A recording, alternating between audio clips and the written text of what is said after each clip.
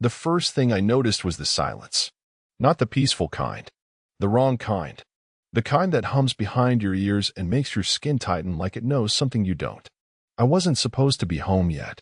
One of the site generators blew out early, so I wrapped up and left without the usual pit stop at the bar. Just wanted to sit on my own porch, crack a beer, and not talk to anyone. But as I pulled up, the first thing that hit me wasn't the quiet, it was the car. A silver Lexus. Parked halfway onto the curb like it didn't give a damn about our HOA rules or the fact that it didn't belong. I already knew every car on this block like I knew the cracks in my driveway. That one? That wasn't local. I killed the engine and sat there for a beat. Something soured in my gut, like spoiled meat. That little voice we all ignore? Today it didn't whisper. It punched. Probably one of her work friends, I muttered. Out loud. To no one. But I didn't believe it. Not really. Especially not after what Greg from across the street said last week. Real casual, beer in hand, like he wasn't starting a fire. Saw a slick car parked here a few times when you're on shift. Thought maybe y'all got company. Then he took a sip like that meant nothing. The porch steps creaked under my boots. Door was unlocked. Unlocked. We always lock the damn door. Inside, the living room was untouched. Neat. That candle she loves was burning sandalwood and something I can never name. But that wasn't what froze me. It was the shoes. Black leather dress shoes. Wet. Neatly placed by the hallway rug, right next to her fuzzy slippers like they belonged there. Like this man felt at home. I stared at them like they were ticking. My own heart matched the rhythm. Thump, thump, thump, then paused. Upstairs. A creak. Then another. Floorboards groaned under weight that wasn't mine. I didn't call out. Didn't ask, hello, like some dumbass in a horror movie. I just moved. One step. Then another. My own house felt unfamiliar, like I was trespassing into a life I hadn't signed up for. I noticed her jacket was hanging by the stair rail. Red. The one she only wears when she's trying to look unbothered. It still smelled like the perfume she bought without telling me, the one she claimed was a gift from a client. I hated it.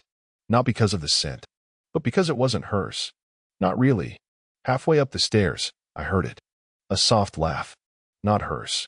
A man's. Deep. Confident. Intimate. And then a whisper. Too muffled to catch the words, but sharp enough to sting. Her voice.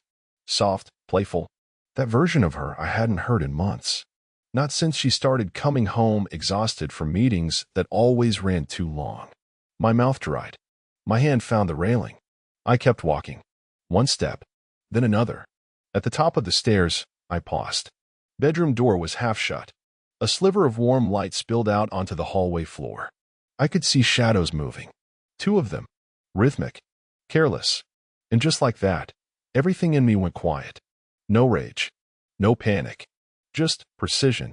I walked forward, steady, until I could see inside. And that was the moment everything I thought I knew about my life split wide open like a fault line. She didn't even notice me at first.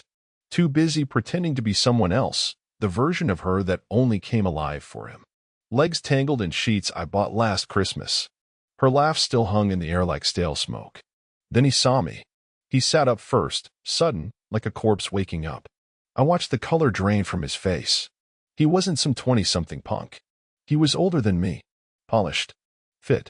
Gold chain on his chest, still glinting from whatever move he'd just finished making. I bet he paid cash for that Lexus. She followed his gaze, turned her head, then froze. Dan.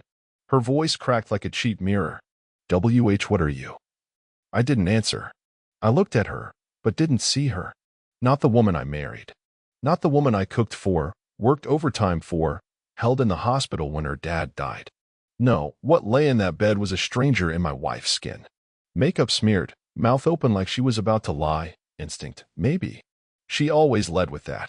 He reached for his pants, fumbling like a kid in a fire drill. Don't. That was the first word I said. Calm. Even. Controlled like I'd practiced it in a mirror. He froze. I tilted my head. You'll put them on when I say. Now get up. Dan, please, she started. I wasn't talking to you. My voice could have sliced drywall. She closed her mouth. The man stood slowly, bare chest rising, falling. He looked like the kind of guy who never got caught. Probably counted on his smile to get him out of things. But right now, he wasn't smiling. He was calculating. I stepped back from the door and gestured. Out. Front yard. He looked at her, confused. Now, I said, sharper. Unless you'd prefer to be dragged by your fancy hair gel. That got him moving. He grabbed the sheet to wrap around himself. Leave it, I said. You came into my house naked. You leave it the same way. She gasped, hand to her mouth like she couldn't believe I was the one humiliating him. Like I was the problem here. I followed him down the stairs, each creak of the wood under his feet sounding like a countdown. He paused by the door. I didn't open it. Not yet. I turned and looked at her one last time. She was following behind us now, in a robe, clutching it like it could protect her from what she'd done. Like she didn't want the neighbors to see too much. Cute. I said nothing. Just held her gaze long enough for her to flinch. Then I turned and walked down to the basement. Everything down there smelled like dust, old paint, and winter. It hadn't been touched in months. But I knew exactly where I kept it, wrapped in an oilcloth behind the rack of Christmas boxes. My grandfather's Remington 870. I unwrapped it, checked the chamber. Empty. Good. I wasn't looking to end anyone. Just make a goddamn statement. When I came back up, they were both standing in the entryway. She looked at the gun and took half a step back. He didn't move. Just swallowed hard. I said front yard. I repeated. He hesitated, then opened the door himself. The cold air hit him like a slap. Rain had started. Thick drops. No cover. Perfect. He stepped outside in just his boxers, water immediately slicking his hair, his chest. He looked pathetic. I stepped out behind him, shotgun resting in the crook of my arm. Not pointing. Not threatening. Just present. I shut the door behind me and locked it. She tried the knob from inside. She was now on the other side. And that was exactly where I wanted her. He tried to walk fast, like maybe speed would restore some dignity. But wet grass and bare feet don't cooperate when you're wearing nothing but soaked Calvin Kleins. The rain had gone from steady to vengeful, a cold wall of water that flattened his slick-back hair and made his muscles twitch from the chill. I followed behind him at a calm pace, shotgun resting casually against my shoulder like it was a Sunday morning and we were heading out to hunt ducks. Except this duck was already plucked and shivering. The porch light from Mrs. Baird's house flicked on first. She's 74. Doesn't miss anything. Her curtains parted like theater drapes. A second later, I caught a phone light flick on across the street, someone filming. Of course they were. Keep walking, I said, just loud enough for him to hear over the rain. He looked back at me once, eyes wide, mouth partway open like he might beg, but I guess something in my expression told him that was a waste of breath. Smart guy.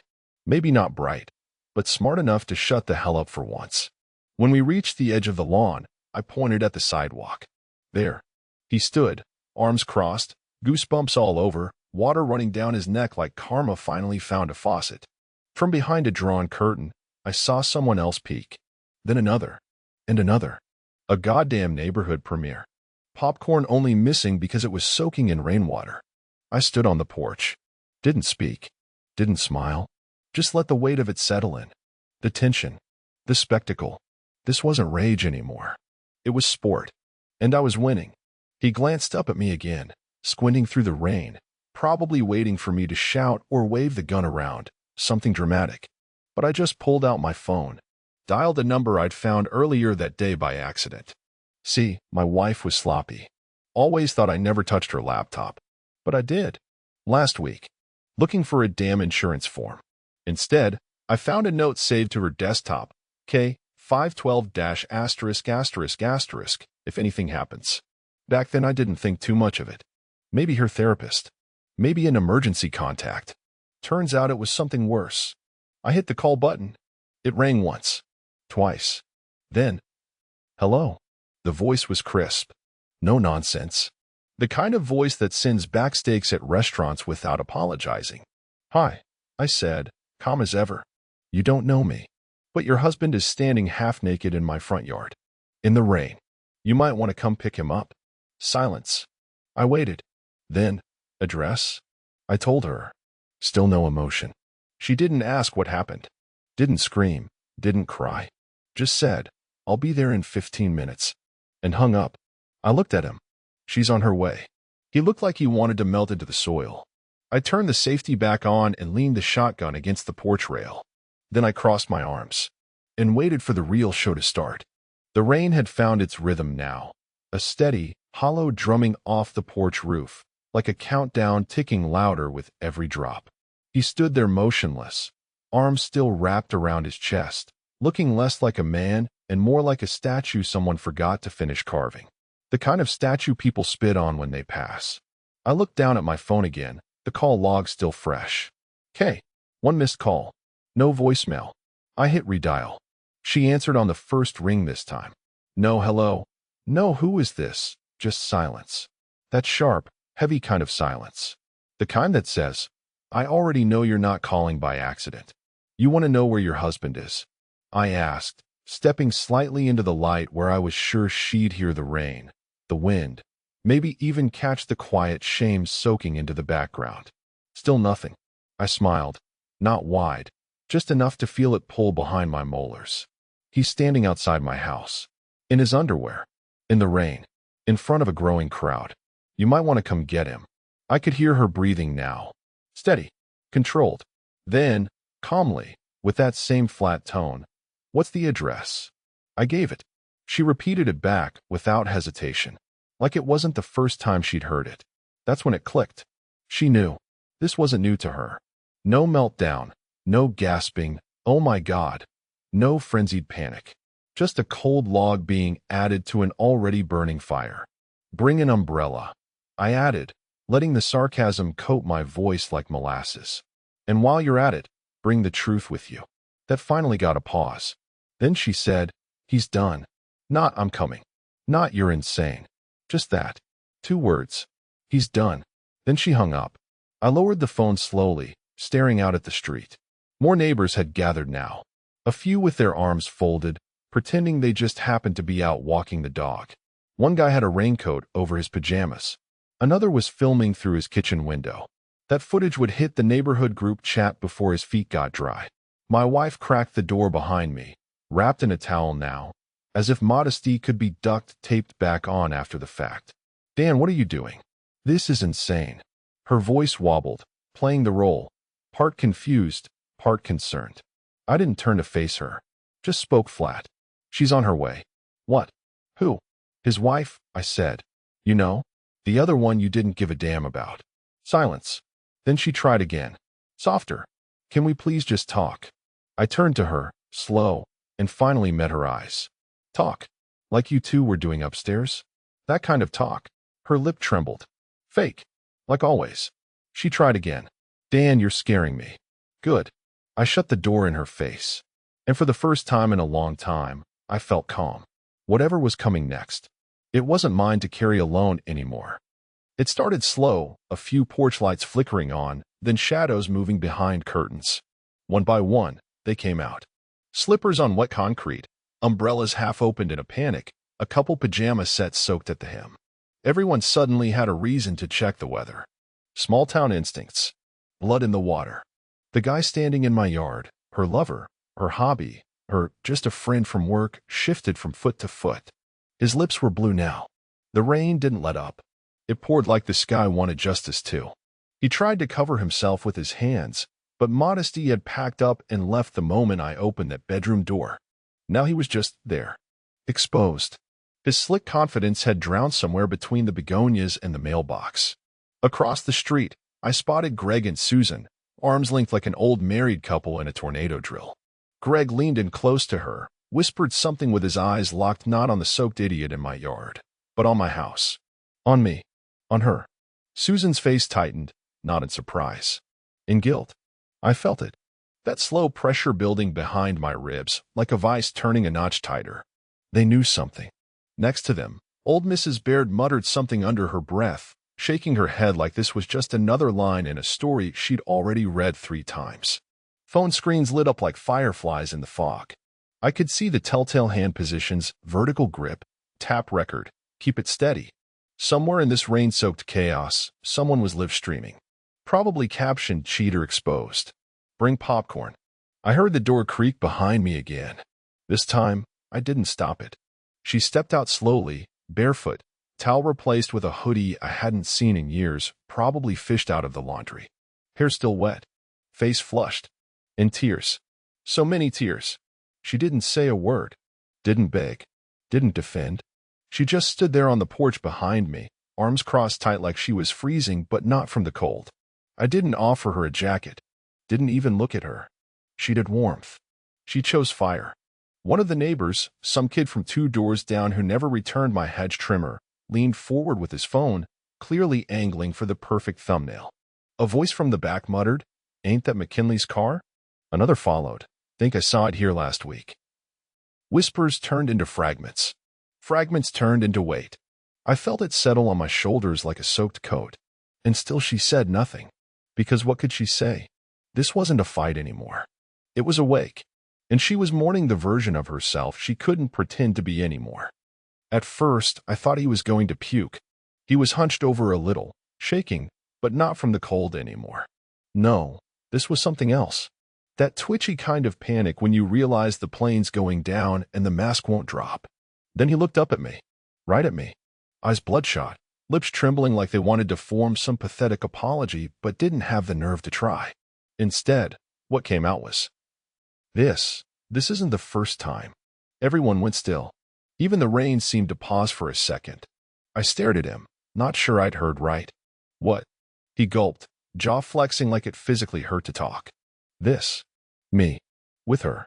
He nodded toward the porch where she stood like a broken scarecrow. "It's not the first time." I didn't speak. He kept going, like he had to. Like it was bubbling up now that he'd cracked. And not just with her. A few people in the crowd shifted. Murmurs.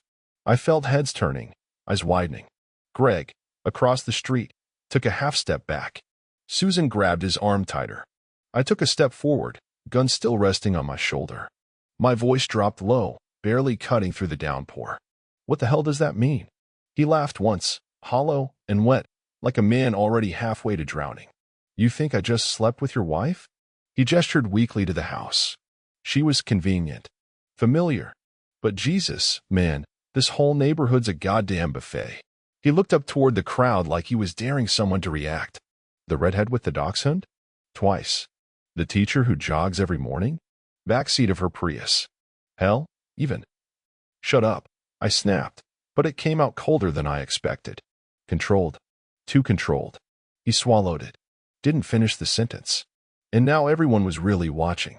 Not the way you watch a train wreck. More like you realize the guy who caused the wreck had been steering other trains for years. I looked back at my wife. She wasn't crying anymore. Just staring. Blank. Dead-eyed.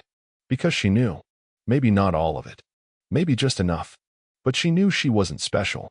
She wasn't loved. She was just next. And that realization hit harder than anything I could have said or done. I scanned the crowd. One woman took a step back into the shadows. Another turned her phone off. Greg, still white as chalk, looked like he'd aged 5 years in 5 minutes. I suddenly realized something that made my stomach turn. This wasn't just my revenge anymore. This was a reckoning. And I wasn't the only one bleeding. The headlights cut through the rain like a knife. A black SUV rolled up slow, too smooth for this neighborhood, like it didn't belong on cracked pavement and overgrown curbs. The kind of vehicle that glides, not drives. It didn't pull into the driveway. It stopped dead center in front of my house, tires hissing against the wet road. He turned his head toward it, lips parting like salvation had arrived, but all I saw was the beginning of something new, and far more dangerous. The engine went quiet. No hurry. No horn. Just silence. Then the door opened. She stepped out like she'd been rehearsing it in her mind for weeks. Maybe months. No umbrella. No hesitation. No dramatic, "How could you scream?" Just heels clicking against the wet concrete, deliberate and steady. Black coat. Dark jeans. Hair slicked back in a tight ponytail like she'd expected a storm. She didn't even glance at him. Didn't acknowledge his pathetic, trembling form, standing there like a drowned cat begging for scraps. She didn't ask if he was okay. She didn't cry. She didn't blink. Instead, she walked to the back of the SUV, popped the hatch. And that's when the unease hit me. Not a single wasted movement. No flinching from the rain. Just precise, mechanical action, like she was following steps in a well-worn routine. The crowd shifted. A kid whispered to his mom. Greg took another step back. Even the phone cameras started to lower, unsure of what they were about to catch. She reached into the back and pulled something out. A box. Medium-sized. Duct tape along the edges. Water didn't seem to touch it. She set it down on the curb, opened it like she'd done it 100 times, and pulled out 3 things. A folder, thick with papers. A plastic zip bag containing what looked like Polaroids. And a small black audio recorder. Then she finally looked at me. Not him. Me. Her eyes were cold, not empty. Sharp. Like a knife that had been cleaned too many times. "You need to hear this," she said, voice calm and even, louder than you'd expect from someone that composed. She held the recorder up slightly, like a priest offering communion. I stared at her. My hand tightened slightly on the shotgun, but not in fear. In instinct. Because something in her posture said, I didn't just come here to retrieve a man. I came to bury him. Behind me, my wife let out a sound, somewhere between a choke and a gasp. But she didn't move. He finally spoke. Voice thin. "Kay, don't." She didn't even look at him. Didn't acknowledge his existence. She walked straight past him, her boots splashing quietly through the gutter water, and came to stand at the foot of my lawn like she'd been invited. Then she held out the folder and the recorder, not like she was offering them. Like she was passing a weapon. "Your house or mine?" she asked. And just like that, I realized. I wasn't the only one who'd been waiting for this moment. No one said a word. Even the rain seemed to quiet, as if the sky itself was holding its breath. Kay stood by the open hatch of her SUV like she was pulling evidence from a crime scene. Her movements were methodical, almost disturbingly calm. No shaking hands. No hesitation. Just a woman with a job to finish. She reached in again, deeper this time, and pulled out another box, this one longer, heavier, reinforced with thick black duct tape wrapped 3 times around like she knew someone might try to pry it open. Not a jewelry box. Not a shoe box. A container. Something meant to store truth and keep it buried. I stepped off the porch slowly. She met my eyes but didn't flinch. Everyone around us stayed frozen in place. My half-naked ex-hero on the lawn couldn't speak. My wife hadn't moved from the porch, hands still wrapped around her stomach like she was holding in a confession. The neighbors, Jesus, even they weren't recording anymore. Kay peeled the tape back in a single motion and cracked the lid. Inside, a thick red folder, warped at the corners. Several smaller envelopes labeled in block letters, October. Sarah. Garage. Then came the Polaroids. Dozens of them. Glossy, grainy, damning. Nothing sexy about them, just grim, accidental-looking snapshots that screamed this wasn't supposed to be seen. And nestled on top, like a crown on a corpse, was a small black voice recorder. Cheap, plastic, scratched on the sides like it had been dropped a few times. One button cracked. Kay reached in, picked it up with 2 fingers, and held it out toward me. "You need to hear this," she said, and it wasn't a suggestion. She was shaking slightly now. Not fear. Adrenaline. The kind of tremble you get after holding your breath too long. The kind your body releases after the damage is already done. "What is it?" I asked, even though part of me already knew. She looked over my shoulder, toward the house. "Insurance." Then she added, almost like an afterthought, "He recorded everything. Every conversation. Every woman. Every threat. Every lie. And not just yours." My mouth went dry. She took a step forward. The recorder passed into my hand like a relay baton. The moment it touched my palm, I felt it. Weight. Not just physical. Moral. Dangerous. "I spent a year collecting this," she said, voice sharp now. Waiting. Watching. Letting him dig his own grave. But I couldn't push the dirt in. Not without you. Behind me, I heard my wife let out a shaky exhale. Not a cry. Not a plea. A sound of recognition. She knew what was on that recorder. Kay didn't even look at her. "Play it," she said. "Right here. Right now." And suddenly, this wasn't about a cheating spouse anymore. It was about something bigger. Something rotting just beneath the surface of our little quiet street. I clicked play. The recorder crackled for a second. Cheap mic, old batteries. Then came his voice. Smooth, low, too familiar now. Like something you'd hear through a hotel wall. Confident. Smug. "You think he's gonna believe you? Come on, baby. He still thinks you're grocery shopping when you're late. Let him keep thinking that. You and I, we're real." It wasn't my wife's voice on that first one. It was someone else. Higher pitched. Nervous. A woman trying to pull away but already in too deep. She laughed at the end, not because it was funny, but because she didn't know what else to do. I looked around the yard, and a face in the crowd shifted, the jogger with the labradoodle. Her lips parted slightly. Second clip. Tell you what, if you don't want your husband seeing those texts, maybe you should stop pretending you've got morals. You sent them. You liked it. Let's not rewrite history now. That voice was my wife. There was no mistaking it. Flat. Guilty. Quiet in a way that sounded trained. Like she'd said this same exact thing before. Don't threaten me. Then his chuckle. I'm not threatening you. I'm just helping you make better decisions. My jaw locked so tight I felt it pulse in my ears. Another clip. A different voice. This one older, more timid. A whisper, almost. This isn't right, we can't. Your son still goes to Lincoln Elementary, right? His voice again. Too calm. What does that have to do with anything? I'm just saying, if you want to keep things quiet, maybe don't start getting moral now. Silence. My stomach turned. He wasn't just cheating. He wasn't just a predator. He was targeting, blackmailing, cornering women who couldn't fight back without blowing up their lives. And he'd done it so long, so thoroughly, that the silence of the neighborhood, the tight lips, the half-glances, the sudden changes in topic, finally made sense. They weren't shocked tonight. They were relieved. Someone had finally opened the vault. I looked up at him, still standing there in the rain, soaked, shivering, mouth slightly open like maybe he thought this whole moment could still be salvaged. Like he still had a version of himself where this didn't end in ruin. It was over. And still, I didn't speak. Because nothing I could say would land harder than the voices already playing back his sins. Kay stepped beside me again. I found tapes going back 5 years. 5 years, Dan. He recorded everything. I think he liked knowing he had power over them. I turned to her slowly. How many? She didn't blink. At least 11 women. Maybe more. And right then, something inside me stopped burning hot. It went cold. That pure, still cold that only comes when the rage is so deep, it no longer needs to scream. It just waits and decides what to do next. Kate turned toward the crowd like she'd been waiting her whole life for this moment. The rain rolled off her coat in sheets, her ponytail clinging to her back, her face unflinching under a sky that couldn't wash any of this away. She wasn't looking for pity.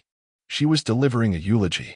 For a year, she said, loud enough for every pair of eyes and ears to catch, I've known who he really is. Her husband flinched. I could feel it, the twitch of a man realizing his empire wasn't just burning, it had been soaked in gasoline the whole damn time. Kate didn't even look at him. I recorded everything. Every call. Every whisper. Every disgusting threat, she said. I watched him smile at barbecues while ruining marriages in the dark. I knew about Sarah. About Natalie. About her, she pointed, calmly, directly at my wife on the porch, who shrank back like she'd been hit with a hammer. Gasps. Audible ones this time. All around us, the neighbors who had been biting their tongues now had permission to breathe. And some of them looked pissed. Not at Kay. Not at me. At her.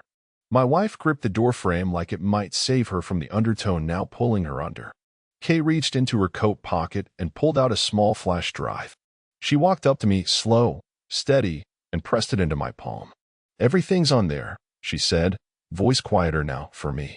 Audio. Copies of the photos. Names, dates. He made it easy. He was too proud to cover his tracks. I stared at it. It felt small. Weightless. But I knew better. It weighed everything.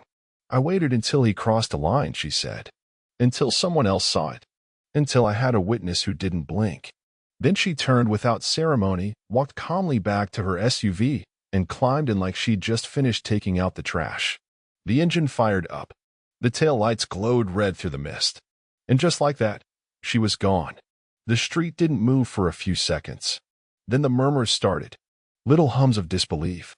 The kind people try to swallow, but can't. And that's when I felt it. The shift. The eyes weren't on him anymore. They were on her. On my wife. Because now they knew. And worse, now they realized she'd chosen to stay silent. That her affair wasn't some tragic mistake. It was a link in a chain of misery that had wrapped itself around their lives, their marriages, their community. Greg muttered something under his breath. Susan stepped away from him, jaw clenched. I caught Mrs. Baird looking directly at my wife, shaking her head, disgusted, like she'd been watching a neighbor kid drown frogs behind the shed. And still, my wife didn't say a word. No defense. No tears this time. Just silence. The kind that screams louder than a confession. I looked down at the flash drive in my hand. I didn't feel victorious. I felt responsible, because now I held the truth, and everyone was waiting to see what I'd do with it. The next morning didn't feel real. It felt like walking through the ash after a fire, everything still standing, technically, but nothing intact. I didn't sleep, didn't try, just sat on the edge of the guest bed with the flash drive in one hand and the recorder in the other, watching the digital clock blink through the hours like it was mocking me. Time kept going, whether I wanted it to or not. At 6:42 a.m., the doorbell rang. 2 squad cars parked along the curb. No sirens. No drama. Just routine destruction. The officers were calm, almost polite, like they'd done this before, which I'm sure they had. They barely looked at me. One of them had a printed sheet already in his hands. Names, timestamps, summaries of the recordings Kay had given them. She hadn't wasted a second. They cuffed him on my front lawn, same place he'd stood soaked and shamed the night before. This time, he had clothes on. Didn't make a damn difference. He tried to say something, some oily version of "this is a misunderstanding," but no one listened. Not the cops. Not the neighbors, some of whom were now watching openly from porches with steaming mugs like it was part 2 of a limited series. The doors shut. The cruiser pulled away. And just like that, he was gone. I walked back inside, dead quiet, and saw her sitting at the kitchen table. My wife. Still wearing the same hoodie. Hair still damp, face pale, dark circles under her eyes like truth had sucked the color out of her. She stood as I entered, tried to speak, but her voice cracked like her mouth couldn't decide between apology and excuse. Dan, I didn't know what he really was. I thought it was just, it wasn't supposed to. I held up a hand. Not out of anger. Out of mercy. Because I couldn't hear it. Not now. She looked at the suitcase near the door and her lip trembled. You're leaving? Yeah. For how long? I don't know. Silence. Then she tried again. I didn't know about the others. About the threats. I thought I was different. I laughed once sharp, flat. You were. Her eyes met mine. Hope flickered there. I added, you were worse. You knew he was a liar. You just liked how it made you feel. That broke her. For real this time. But I wasn't interested in breaking her. Not anymore. I zipped the suitcase, grabbed the flash drive, and slung my jacket over one shoulder. Then I stood in the doorway and looked at her one last time. I could have handed the drive to the cops already. Could have mentioned her by name. One more file. One more witness. One more shattered life in the pile. But I hadn't. Not yet. She watched me, waiting for a verdict that never came. Because some betrayals don't need punishment. They just need distance. And I was ready to start measuring in miles.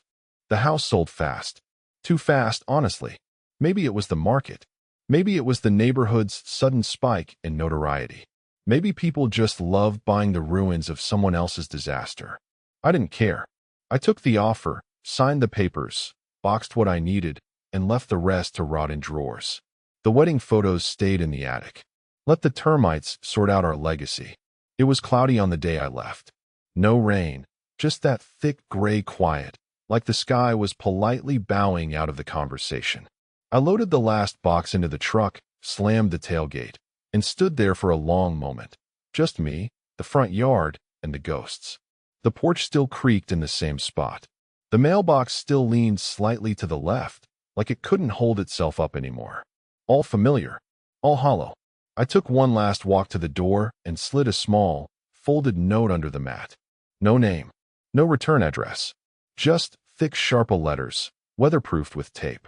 If you're still afraid, you're not alone. That was it. No dramatic speech. No final confrontation. Just a seed, planted. Because truth doesn't need to scream.